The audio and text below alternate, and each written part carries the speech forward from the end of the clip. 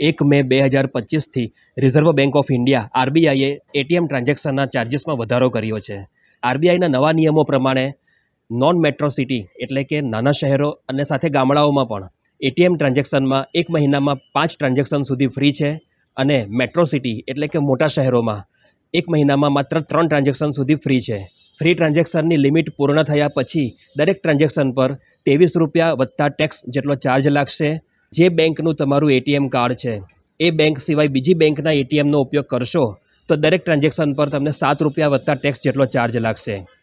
ઘણા લોકો એવું સમજતા હોય છે કે ટ્રાન્ઝેક્શન એટલે માત્ર કેશ વિથડ્રો કરવું એને ટ્રાન્ઝેક્શન કહેવાય. નહીં, એવું નથી. ટ્રાન્ઝેક્શન એટલે કેશ વિથડ્રો કરો, બેલેન્સ ઇન્ક્વાયરી કરો, મિની સ્ટેટમેન્ટ કાઢો, પિન ચેન્જ કરો, ફંડ ટ્રાન્સફર કરો, બિલ પેમેન્ટ કરો.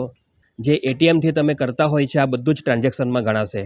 ઉદાહરણ તરીકે તમે કેશ વિથડ્રો કર્યા અને બેલેન્સ ચેક કર્યું તો તમારા 2 ટ્રાન્ઝેક્શન થયા કહેવાશે.